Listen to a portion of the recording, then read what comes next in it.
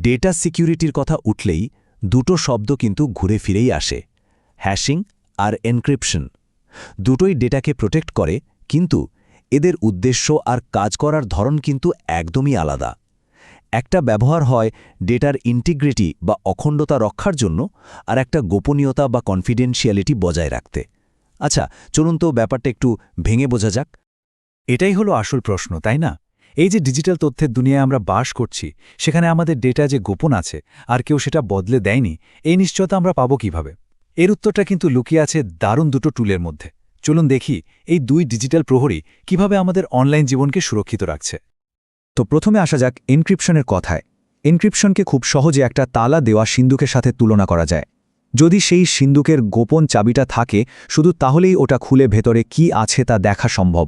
সোজা কথায় এর মূল কাজটাই হলো তথ্যের গোপনীয়তা রক্ষা করা। তার মানে মূল বিষয়টা হলো এনক্রিপশন একটা টু ওয়ে প্রসেস, মানে যে ডেটাকে এনক্রিপ্ট বা দুর্বোধ্য করা যায় সেটাকে আবার ডিক্রিপ্ট করে আগের অবস্থায় ফিরিয়েও আনা যায়। তবে শর্ত একটাই, সঠিক চাবিটা লাগবে। এটা আসলে ডেটাকে আড়াল করার একটা দারুণ উপায়। দেখুন, পুরো যাত্রাটা কত পরিষ্কার। প্রথমে একটা সাধারণ পাঠযোগ্য ডেটা বা প্লেন টেক্সট, সেটাকে একটা চাবি দিয়ে এমনভাবে এলোমেলো করে দেয়া হলো যে ওটা সাইফার টেক্সট হয়ে গেল, যা কেউ পড়তে পারবে না। আবার সেই একই বা তার জোড়া চাবিটা ব্যবহার করলেই ডেটাটা আগের মতো পাঠযোগ্য হয়ে উঠবে। সিম্পল। এখন এই যে চাবির কথা বলছি, এগুলো কিন্তু দুই রকমের হয়। সিমেট্রিক এনক্রিপশনে ডেটা লক করা আর খোলার জন্য একটাই চাবি ব্যবহার হয়, এটা খুব ফাস্ট। অন্যদিকে এসিমেট্রিক এনক্রিপশন অনেকটা একটা মেল বক্সের মতো। যে কেউ পাবলিক চাবি দিয়ে তাতে চিঠি ফেলতে পারে, কিন্তু সে বক্স খোলার প্রাইভেট চাবিটা শুধু মালিকের কাছেই থাকে। এতে চাবি আদান প্রদানের ঝুঁকিটা আর থাকে না। বেশ, এনক্রিপশন তো বোঝা গেল। এবার আসা যাক আমাদের দ্বিতীয় টুলের দিকে, হ্যাশিং। যদি এনক্রিপশন একটা সিন্দুক হয়, তাহলে হ্যাশিং হল অনেকটা ডিজিটাল ফিঙ্গারপ্রিন্টের মতো। যেমনটা আমাদের প্রত্যেকের আঙুলের ছাপ ইউনিক, ঠিক তেমনই যে কোনো ডেটার হ্যাশও একদমই ইউনিক হয়। এনক্রিপশনের সাথে এর সবচেয়ে বড় পার্থক্যটা হল হ্যাশিং একটা ওয়ান ওয়ে ফাংশন। মানে একবার কোনো ডেটাকে হ্যাশ করে ফেললে সেই হ্যাশ থেকে মূল ডেটাতে ফিরে আসাটা আক্ষরিক অর্থেই অসম্ভব। আর ইনপুট ডেটা যত ছোট বা বড়ই হোক না কেন, আউটপুটটা সবসময় একটা ফিক্সড সাইজের হয়। এই ছবিটা হ্যাশিংয়ের মূল আইডিয়াটাকে দারুণভাবে ফুটিয়ে তুলেছে। ঠিক যেমন ফিঙ্গারপ্রিন্ট দিয়ে একজন মানুষকে চেনা যায়, হ্যাশ ভ্যালু দিয়ে একটা ফাইল বা ডেটার আসল পরিচয়টা নিশ্চিত করা যায়। যদি দুটো ফাইলের হ্যাশ হুবহু মিলে যায়, তার মানে ফাইল দুটো হুবহু এক, কোনো বদল হয়নি। এর মানে হল হ্যাশিং যে কোনো সাইজের ডেটাকে নিয়ে সেটাকে একটা ছোট নির্দিষ্ট মাপের সারাংশে পরিণত করে। ভাবুন তো, একটা গোটা লাইব্রেরির সব বইয়ের তথ্যকে মাত্র একটা ইউনিক কোডে সংক্ষিপ্ত করে ফেলার মতো। এ কারণেই এটাকে বলে মেনি টু ওয়ান ম্যাপিং। এই কথাটা কিন্তু খুব ভালোভাবে মাথায় গেঁথে নিতে হবে। হ্যাশিং হলো একটা ওয়ান ওয়ে স্ট্রিট। একবার ডেটা হ্যাশ হয়ে গেলে সেই হ্যাশ থেকে আসল ডেটায় ফিরে আসার আর কোনো রাস্তাই খোলা থাকে না। এটাকে কোনোভাবেই আনহ্যাশ করা সম্ভব না। আর এটাই হলো হ্যাশিংয়ের সবচেয়ে শক্তিশালী দিক। একে বলা হয় অ্যাভালাঞ্চ এফেক্ট।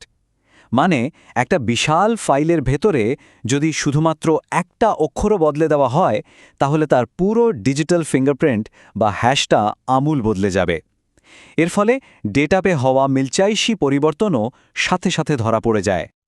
তাহলে আমরা দুটো দারুণ টুল দেখলাম, একটা হলো গোপন চাবি, আরেকটা ডিজিটাল ফিঙ্গারপ্রিন্ট। চলুন এবার এক ঝলকে এদের মধ্যে মূল পার্থক্যগুলো দেখে নেওয়া যাক, তাহলে পুরো ব্যাপারটা আরও পরিষ্কার হয়ে যাবে। এই টেবিলটা দেখলেই সব স্পষ্ট। হ্যাশিংয়ের মূল উদ্দেশ্য হল ডেটার ইন্টিগ্রিটি বা অখণ্ডতা যাচাই করা, আর এটা ওয়ান ওয়ে। অন্যদিকে এনক্রিপশনের উদ্দেশ্য হল ডেটার গোপনীয়তা বা কনফিডেন্সিয়ালিটি রক্ষা করা, আর এটা টু ওয়ে। সবচেয়ে বড় কথা, এনক্রিপশনের চাবি লাগে, হ্যাশিংয়ের লাগে না। কিন্তু এই সব প্রযুক্তি তো শুধু কাগজ কলমের বিষয় না। আমরা এগুলো রোজকার জীবনে ব্যবহার করছি, হয়তো নিজের অজান্তেই। চলুন আমাদের ডিজিটাল জীবনের কিছু খুব পরিচিত উদাহরণ দেখা যাক।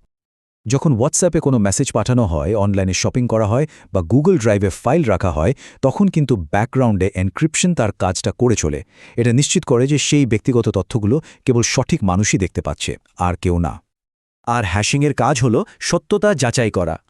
কোনো ওয়েবসাইটে লগ ইন করার সময় সিস্টেম কিন্তু আসল পাসওয়ার্ডটা চেক করে না। চেক করে সেটার হ্যাশ। একইভাবে বড় কোনো ফাইল ডাউনলোড করার পর সেটার হ্যাশ মিলিয়ে দেখে নেওয়া হয় যে ফাইলটা ঠিকঠাক আছে কিনা। ব্লকচেন প্রযুক্তির তো ভিত্তি হলো এই হ্যাশিং। এই ছবিটা দেখুন, পাসওয়ার্ড সিকিউরিটির ব্যাপারটা কত সুন্দর করে দেখানো হয়েছে। সিস্টেম কখনোই আসল পাসওয়ার্ডটা স্টোর করে না, শুধু সেটা ডিজিটাল ফিঙ্গারপ্রিন্ট বা হ্যাশটা রেখে দেয়।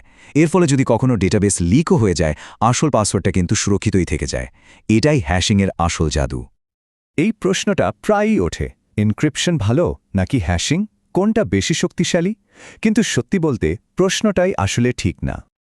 তাহলে শেষ কথা হলো, এরা কেউ কারো প্রতিযোগী নয়, বরং একে অপরের পরিপূরক। একটা সম্পূর্ণ সুরক্ষিত সিস্টেমে দুটোই লাগে, ডেটাকে গোপন রাখার জন্য এনক্রিপশন, আর সেই ডেটা যে আসল এবং অপরিবর্তিত আছে তা নিশ্চিত করার জন্য হ্যাশিং। দুটো মিলেই তৈরি হয় ডিজিটাল নিরাপত্তার মজবুত দেয়াল। এটা কিন্তু আসলেই একটা বড় প্রশ্ন।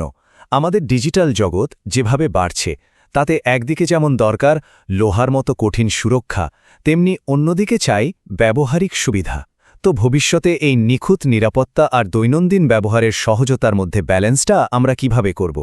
এটা কিন্তু আমাদের সবাইকেই ভাবাবে, তাই না?